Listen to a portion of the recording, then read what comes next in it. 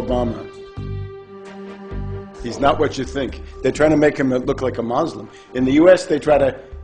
He may have been a Muslim at one point, but they want to hide in the U.S. But in the world, they want to say, oh, he's a Muslim. You should like him. I'm basically a writer. I'm a historian. I've written about terrorism in Central Europe. I've written about George Bush the Elder. My unauthorized biography of George Bush is, I think, a fairly well-known book on the internet. I've written about the world economic crisis, a book called Surviving the Cataclysm. I've done essays on history called Against Oligarchy, and then 9/11 Synthetic Terror Made in USA. And I have one book that's now out, Obama, the Postmodern Coup, The Making of a Manchurian Candidate. But I'm so alarmed by the phenomenon of Obama that I've written not one book this year, but two. There's a second book coming out, The Unauthorized Biography of Obama. In terms of U.S. politics, my task is basically to call people's attention to the most dangerous covert operation that's going on at any given time. From 2001 to 2007, that was the entire 9/11 myth and the attempt to start wars, the Afghan war, the Iraq war, and for a time the Iran war. Up until about the middle, say about July, August of 2007, that was a very real danger, so I focused on that. Now that danger is changing. It has radically shifted. The greatest danger is now a covert operation around the candidacy of Obama. It's a kind of political coup d'etat going on in the United States with great danger for the world, because the policy represented by Obama is more aggressive, more militaristic, and generally speaking, more catastrophic than anything the neocons had. There's nothing good to say about McCain, just much worse things to say about Obama. Obama is a world tragedy in the making. This is a catastrophic situation if Obama becomes president. He is a puppet of the Trilateral Commission, and in particular of Zbigniew Brzezinski. And this is a clique of bankers. They ran the Carter administration. Many people today don't remember how disastrous the Carter administration was, but it was a very, very terrible time, economically as well as strategically. And now this same group has groomed another puppet, this time with more preparation, more indoctrination. So this is the moment where this clique of bankers decides to bring in a new face. And this time, not a right-winger, not a neocon, but a left-wing demagogue who promises hope and change, but actually represents policies that are qualitatively worse, qualitatively more destructive, and he can deliver Europe as pawns, as puppets, as expendable assets. Because the project of the next administration in the US, if it's Obama, is going to be not so much wars in the Middle East, but wars on a greater scale. Because Brzezinski says the center of power in the world is not Iran, it's Moscow and Beijing. And therefore, Brzezinski is determined to smash, essentially, Russia and China in the next period ahead in order to let the US, British world domination go on for another 100 years. Now that's the project. That's more ambitious than any neocon, and it's more adventurous, and it's more dangerous. So people in Europe had better wake up that silly romantic illusion they have about Obama is going to be suicidal for them if they don't understand this. There are right-wingers who don't know how to attack Obama. I would attack Obama in the way that I've just said. He is a puppet of finance capital of the worst possible circles, of David Rockefeller, George Soros, and this group. And their project is extreme austerity, savage reductions in the standard of living, and the basically immiseration and impoverishment of the United States. In terms of foreign policy, it is this plan to have a global showdown with Russia and China. So for that, they need left cover. Now, the right-wingers don't know how to attack this. So they basically try to argue either that Obama is a communist, which I think is not accurate because he's a servant of finance capital. How could he be a communist? Or that he's a Muslim because his middle name is Hussein. He lived in Indonesia for a while, and he may indeed have considered himself a Muslim at some point in his life. I would, however, notice the two fathers that he had. He had a father, first of all, from Kenya, his biological father, who abandoned him, a guy called Barack Hussein Obama Sr., and then an Indonesian, a guy called Lolo Sotero. Both of them, it seems to me, were more devoted to Johnny Walker Black Label Scotch whiskey than they ever were to Islam. So I don't think the Muslim connection really makes any sense. But I would add one thing. If you want to become president of the United States, you're asking to get your finger on the thermonuclear button. There's a button that launches intercontinental ballistic missiles with H-bombs on them. From that point on, we, the public, want to know everything about Obama, everything. If he was a Muslim at some point, great, let's find out. And then everybody knows it. I think that's fine, but other people may not agree. The main thing, though, is that we've got to know everything about him. We've got to know, did he sign up for for selective service? Is he HIV positive? Does he have a criminal record? Is he bisexual? Does he smoke crack cocaine? These are all charges that have been made about him. The guy is a puppet of the worst circles of imperialism. In other words, he's interested in the same imperialist project carried out in a much more effective and clever way, although ultimately in a more insane way. Let's just take the case of Iran. The neocon looks at Iran and says, somebody like McCain, right? He says, we want to bomb Iran. Brzezinski says, you're crazy. You can't do that. You're too weak. You're too bankrupt. You're too isolated. You're too hated. You know what you do with Iran, says Brzezinski? He says, I don't want Iran at war with the United States. I want Iran at war with Russia. Let's turn Iran into a tool, into a puppet, and play Iran against Russia. And Brzezinski said, I show you how to do that. I played Afghanistan against the Soviets, and I destroyed the Soviets. So if we look at Syria, the neocon looks at Syria and says, let's attack Syria. Brzezinski says, you're crazy, don't do that. Make a deal with Syria.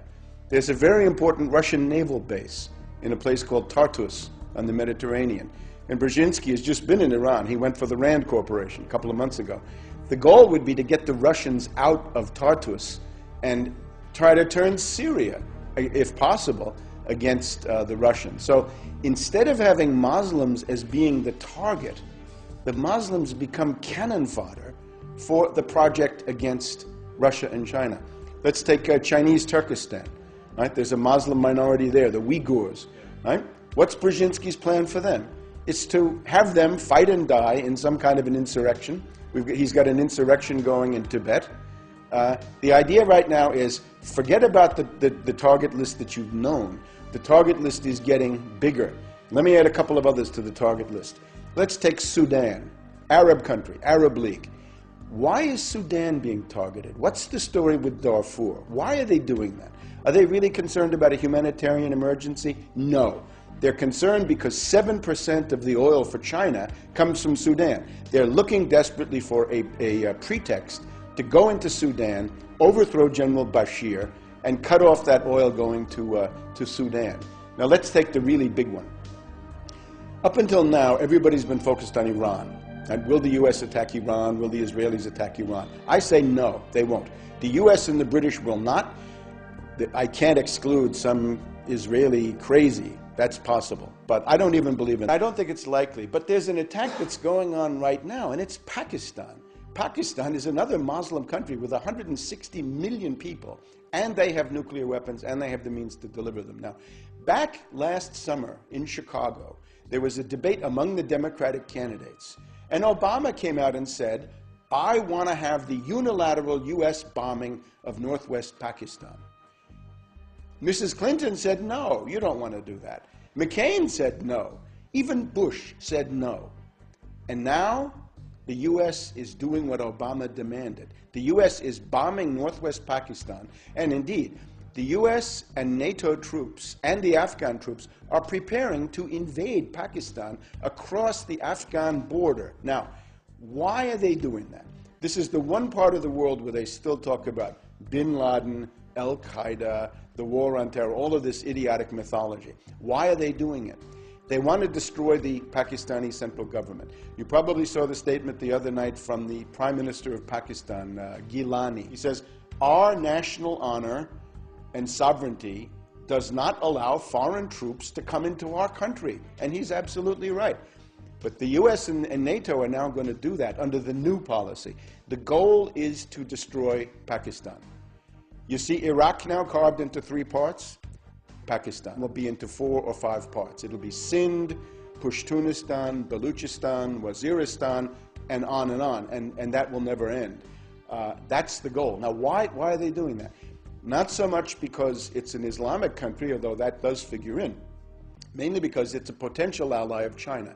It's traditionally friendly to China, and under conditions of world crisis, Pakistan would tend to gravitate back towards China.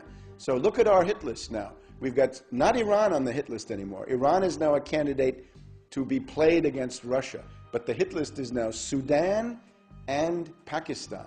So that's the change. And Obama is the one who demanded the attacks on Pakistan, when everybody else said no. So McCain, ironically, was a better friend of the Muslims than Obama was, because McCain said, "I talked to General Musharraf about these things. I don't do it unilaterally." And Obama said, no, it's got to be unilateral. That's the Brzezinski policy. That's what, of course, Obama has no idea. Obama doesn't even know where Pakistan is. So he's spouting the line that Brzezinski gave him.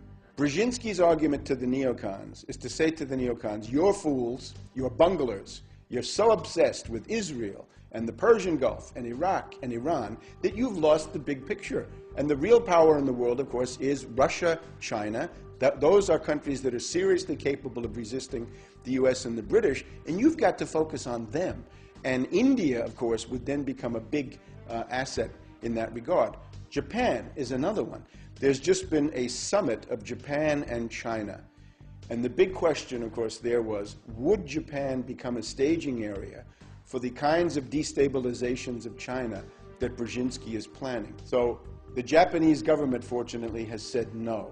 The Japanese defense minister said that chaos in China would be the worst possible outcome for the interests of Japan. So it looks like Japan is saying no. Looks like Taiwan is saying no.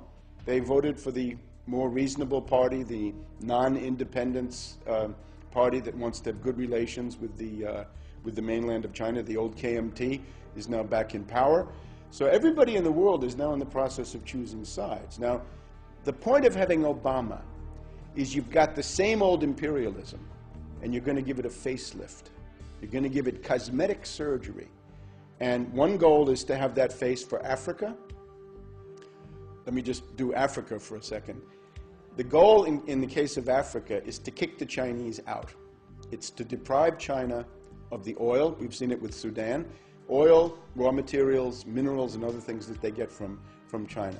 Ultimately, Brzezinski would like to isolate China, encircle it, and then reach a point where China would have nowhere to turn for oil except the Russian oil wells in eastern Siberia. In other words, the end product of this entire policy is to play China against Russia and get rid of both of them, destroy both, and then the US and the British can settle in for another 100 years of world domination. Now, there's also an angle for Europe, though. The idea, of course, is that with Bush or McCain, the US is disliked, the policy is discredited, nobody wants to go along with this. The demagogy of Obama is that with this new face, somehow you can now get throngs and throngs of young dupes and individuals who have really no clue what they're doing to support this stuff. In other words, Obama wants Europe as a tool against Russia. And I would urge you, don't go there. Realize that that is what you're being offered, and don't do it. And if Obama comes from London to Paris to Berlin, it would be important for people to go out there and say, well, or not to go out there, say, we don't want any part of this. This is the policy that Brzezinski's been following. NATO expansion, far beyond the lines that were agreed on back in 1990 and 1991. You may remember there was an agreement that said the US would not even go into East Germany. And now we're all the way to Lithuania and Georgia and Ukraine and all these places. Now, what we're headed into is a Polish missile crisis. You had the Cuban Missile Crisis in 1962. That was bad enough. The Polish missile crisis is going to be worse because there are elements in Poland, there are elements in the Czech Republic. There's even an element in Lithuania. There's a forward tentacle of that system in Lithuania, right on Russia's doorstep. What is the goal of that? It is the ability to have a first strike, surprise attack, to destroy the Russian nuclear deterrent on the ground, and then the second strike launched by the Russians can somehow be suppressed by these missiles in Poland. So it is a step towards World War III. And it is Brzezinski, another angle that goes with it. The independence of Kosovo, under what amounts to a criminal organization, in my view, is another one of Brzezinski's projects. And this, of course, is designed as an affront to Russia. Today we have the indictment of the capture of this guy, Karadzic. Karadzic is a very bad guy, but why now? And what's the goal? This is designed to further inflame relations with Russia, even as a possibility of war between Russia and Georgia comes on the horizon. So this is now a full strategic envelopment. This is not just Iraq and the Persian Gulf. This is now a worldwide strategy. And again, the mind of it is Brzezinski. This is already being implemented in the United States. I better point that out too. You think you see Bush and Cheney as the leaders of the United States. They're not. They're gone. They're finished. Not even lame ducks. They're the janitors of the White House, the groundskeepers. They're there for show. They're just figureheads to make people think that normal stuff is still going on. Power has now passed into something called the Principals Committee. And it's just the leading government ministers, the secretaries of the main executive departments, an interministerial committee, if you will. Rice of the State Department, Gates of the Pentagon, Paulson of the Treasury.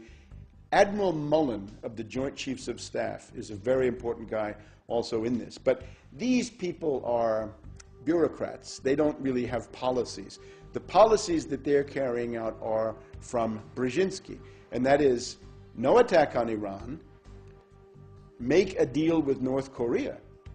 And Cheney was horrified by that. Cheney almost had his 99th heart attack over the deal with North Korea, and this was done by Rice. But attack Pakistan, get ready to attack Sudan, get ready to attack Zimbabwe, get ready to attack Burma.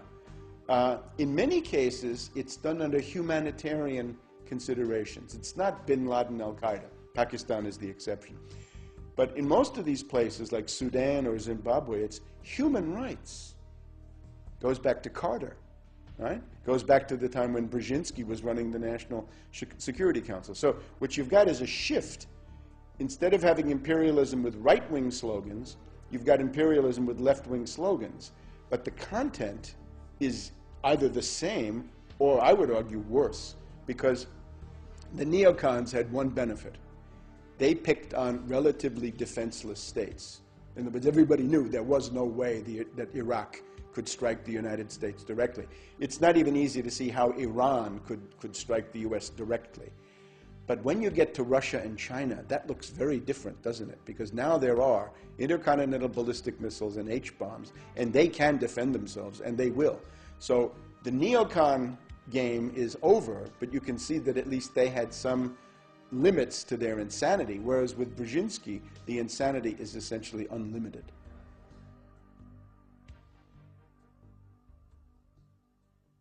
The United States and the European Union are planning to impose additional sanctions on Russian individuals of Ukraine. Sources familiar with the matter have said the US sanctions will target Russian President Vladimir Putin's, quote, cronies, and the EU sanctions will focus on those described as responsible for the unrest in eastern Ukraine. The EU will release the names of 15 individuals to be sanctioned on Monday. There will be some overlap between the EU and the US sanctions lists.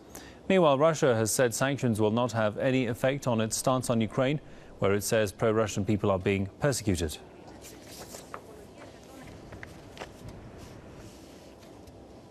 Let's go to Washington and talk to Dr. Webster Griffin Tarpley, author and historian. Welcome to the programme, sir. Dr. Tarpley, the West keeps on threatening Russia with more sanctions.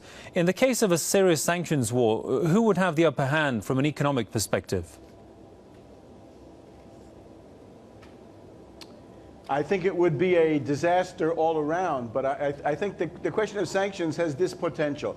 Today we had S&P bond rating agency downgrade the Russian debt to one notch above junk. What this is doing is destroying, or potentially destroying, the entire apparatus we call globalization. Globalization is a nice way to describe the unipolar financial arrangements of the world which have prevailed since about 1991. And really the only way this could be torn down, which I think is the imperative interest of most of the people in the world, would be to have a very large country such as Russia be forced out of it, perhaps responding with capital controls, exchange controls, nationalizing, confiscating foreign investments, and things of this sort, the kinds of things that happen in a war or near-war situation. The people here in Washington don't quite grasp it. In Washington, we have a kind of psychosis of Russophobia.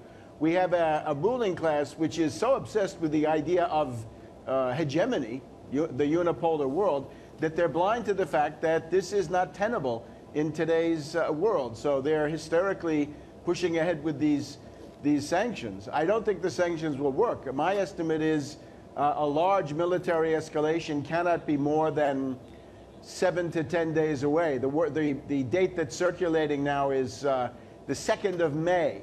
And that would be a large Russian move, not necessarily the classic cross-border invasion, but something spectacular, maybe the defection of several brigades of Ukrainian forces or something along those lines. But essentially, we have a civil war.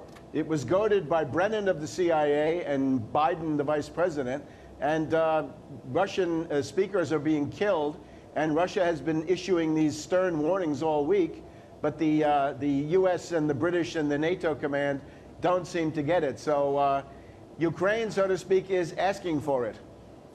And of course, speaking of Ukraine, I mean, how much and why is Ukraine important for the West that it's decided to pick a fight with Russia? Was it worth it? Well, we have this apparatus of the color revolutions. We have the United States AID. We have the National Endowment for Democracy. And they've sunk $5 billion into essentially fomenting fascism in Ukraine, which is what Madame Nuland has told us. So they've invested $5 billion.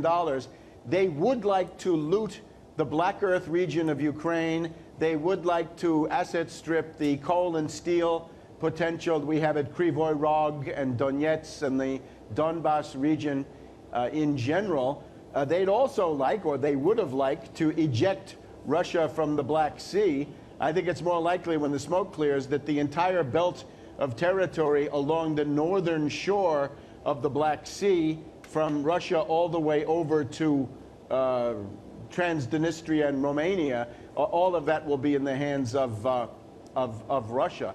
So I think the main thing going on now, though, is this hysteria, the idea of not wanting to tolerate a power that is strong enough to say no and has the cultural and historical capabilities to say no, which Russia certainly does do. And of course, we know that the European Union is highly dependent on Russian gas. How much do you think the EU would suffer from this dispute? I think it would be disastrous for two countries in particular, Germany and Italy, and some other smaller countries would suffer.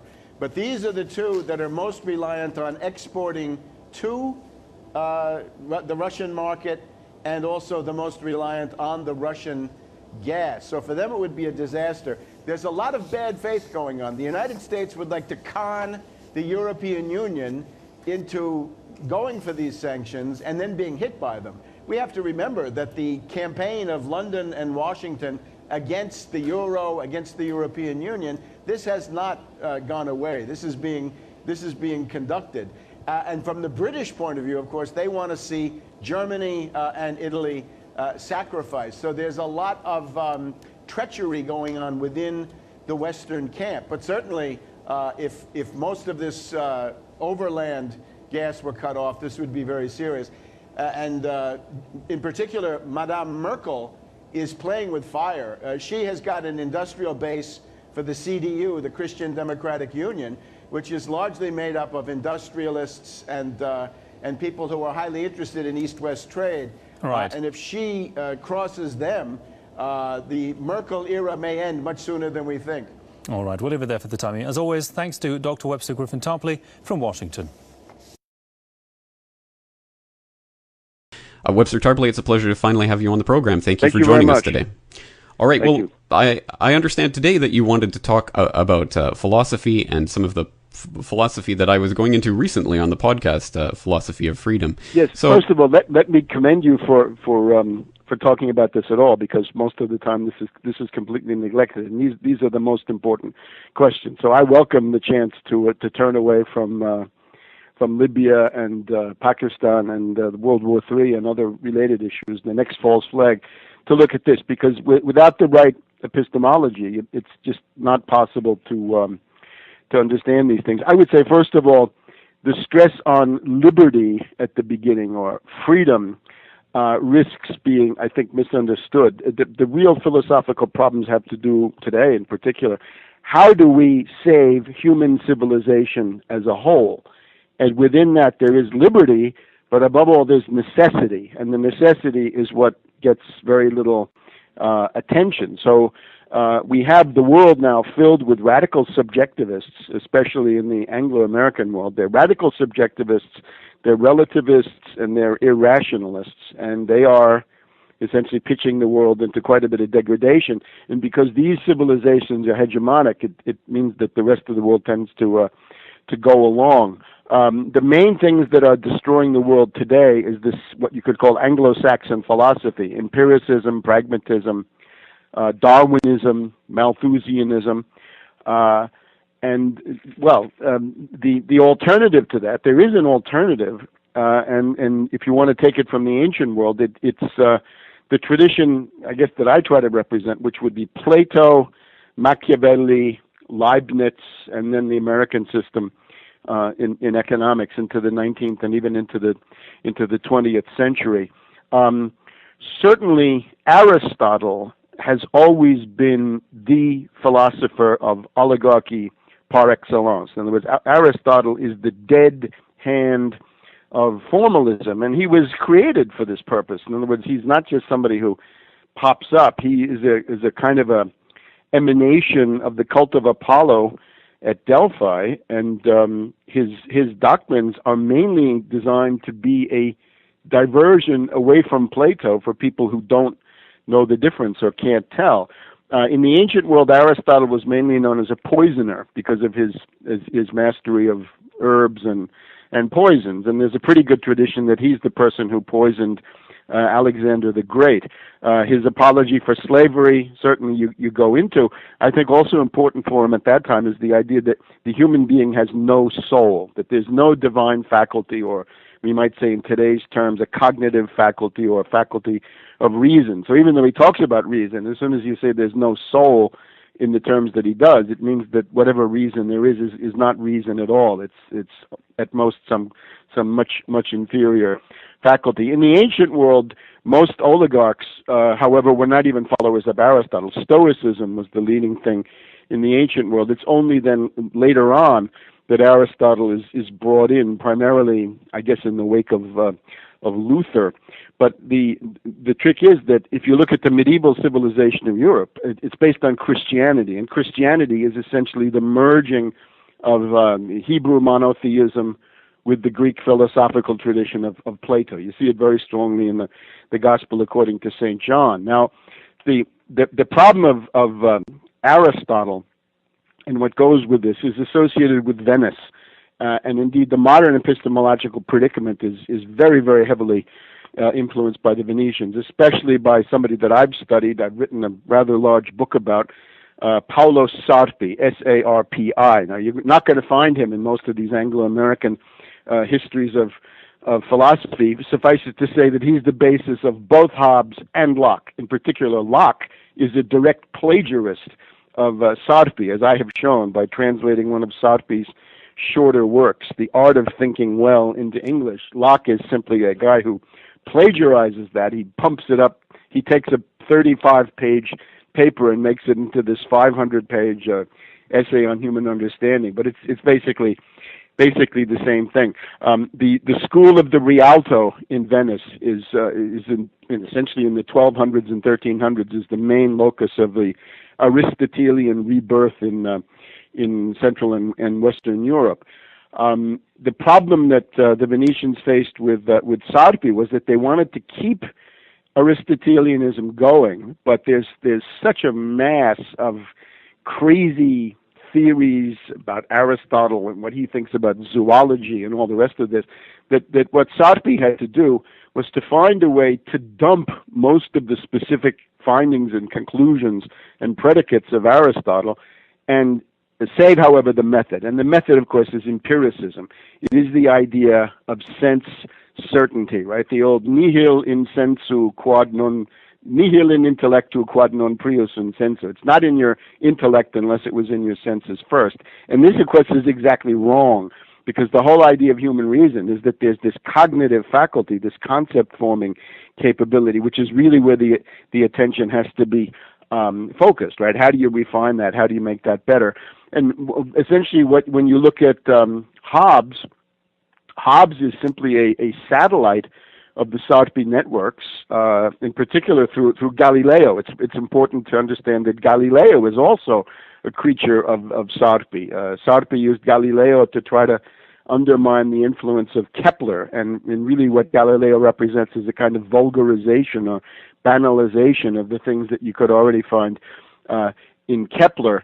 Hobbes is, of course, this terrible, vicious, brutal philosopher of dictatorship. This was also personally for Hobbes a way to try to sell himself to Cromwell, was somebody that the Venetians had promoted in order to do maximum wreckage in the old traditions of England. So the war of all against all. It's also important to see that with Hobbes, equally important is that you have to be against the Vatican and the Pope at all times, which again is a typical theme of the Venetians, because this is where they stand in terms of the power politics of Italy. So that's essentially Hobbes, right? This is the philosophy of any totalitarian, brutal dictatorship. The guy's profoundly reactionary in every conceivable way. Now, when you get Locke, it's a little bit more, it's somewhat more refined. Now, what Locke is essentially, this is part of a network of oligarchs, right? This is the time of the cabal, right? Of this clique of oligarchs who are very important in the runnings of the Restoration, essentially in England. But the revolution of 1688 is what? It's the imposition of the Anglo-Dutch monarchy on England, and with the help of Locke's patron, this Shaftesbury, he's essentially an apologist for that. So unfortunately, a lot of the people who write the American Constitution are very opportunistic, and they say, yeah, we can do this, we can have the American Revolution because Locke already did it. He did it in the sense that he's trying to justify this takeover of England by this Anglo-Dutch faction. People who think that Locke has anything to do with political freedom should focus on this, I think. At a certain point, Locke was invited to do a constitution for the state of South Carolina. And he proposed a constitution, and the centerpiece of this was the reimposition of hereditary serfdom. He calls it liebmen, but it means hereditary serfdom, that is quasi-slavery, on people in the state of South Carolina. You can see he goes right back to Aristotle on this stuff. As I've shown in my writings, Newton, the fame of Newton as opposed to Leibniz is decisively established, but with the help of Antonio Conti, C-O-N-T-I, a Venetian nobleman of the period. And later on, Malthus is another plagiarist. He's like Locke, but in this case, Malthus is plagiarizing from the Venetian original Gian Maria Ortes. So what you've got today, when you look at empiricism, pragmatism, the schools of thought that are responsible for the ruin of our world, this is, you could call it the Anglo-Venetian tendency in modern thought. And that, of course, would include monetarism, right? These people like Bentham or David Ricardo, Herbert Spencer, Charles Darwin. These are all simply continuations of that, and I think that's some idea. Now, I notice you're interested in Rousseau and Hobbes. Essentially, this is simply taking the state of nature, right? This idea that there's the war of all against all, right? The law of the jungle, and you have two sides, right? Hobbes says this is the way it is. This is his idea of natural law. That's the way things are, and Rousseau, of course, says no. This was paradise, right? That the problem was the imposition of government and property and so forth is the real place where we went wrong. We were better off when we were in the state of nature. So once you believe in the state of nature as somehow a category that's of any use at all in analyzing human affairs, it really doesn't matter whether you negate it the way Hobbes does. I mean, he says it's bad, it's nasty, Brutus, and short, but this is the way it is. Or like Rousseau, you can say it's wonderful. I would say Rousseau is probably the most influential philosopher today, simply because he is the philosopher of rejecting civilization. In other words, that civilization is all a terrible mistake. And this would be especially the ecologists, the Malthusians, the Greenies, right, the global warming people, all of them who say terrible technology, science, progress, industry, these are all bad. Got to go back to the cavemen, right? The idea that primitive people are repositories of wisdom and that civilized people are corrupted, right? That's pure Rousseau. It's also important to see that Rousseau is the basis of Marx, because what does Marx really say? He says that the people who are the most rejected by society, the most wretched, the most outcast, the people who have no property, no education, no hope, no rights, the proletariat, they are somehow going to take it over and become the repository of some kind of a new world. And it's not by coincidence that Marx is also a British agent. So you don't get around doing an analysis of who these people actually were. Now, in terms of a positive thing, right? You wanted to talk about liberty, right, and freedom. Yeah, absolutely. Well, in this case, look. The source of freedom is Plato's Republic, and the idea here is in particular this analysis of oligarchy, tyranny, and mob rule. And the finding with Plato, of course, is that none of these by itself can work. Tyranny is going to be bad. Oligarchy is a constitution full of many evils. That's plutocracy. That's pretty much what we have today. And then the mob, which you can also see we have in other parts in various combinations going on today. So Plato's finding is simply that none of these is going to be adequate, that you have to, he has a kind of an elegant way to suggest where the solution lies, right, which is the idea of a philosopher king. In other words, somebody who somehow has understood all this and realizes that without people who are willing to do what is necessary rather than act according to the mentality of the oligarch, the tyrant, or the mob, you're not going to have civilization. So you've got to find people who are willing to do this, and it takes some sacrifices and some special effort. Now, the form in which we have our government today here in the U.S. is essentially based on Machiavelli, not Locke, and it's based on Machiavelli's looking back at Greek and Roman history in particular in his discourses. And he does this with the help also of the Greek historian of the Roman era, Polybius. And it's again this idea of how do you somehow solve this problem that none of the simple forms, not tyranny, not oligarchy, not the mob, can work. What do you do?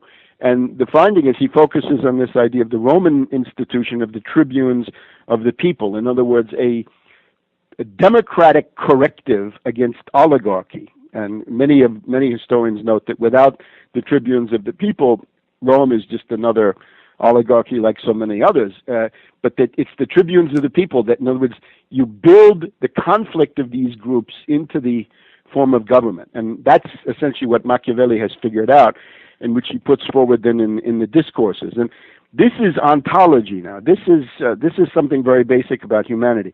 As long as humanity exists, it's going to exist in the form of individuals, and they will be either the one, right, somebody who's really powerful all by himself, a dictator, or the head of a neo-feudal power center, Could be an oligarchy, right? Could be a larger or smaller group of powerful people, or it could be a mob, or it could be the generality.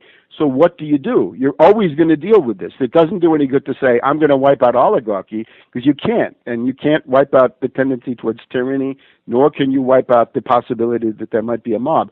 What you can do is to build these into the form of government. In other words, to say, let's channel these principles into a constitutional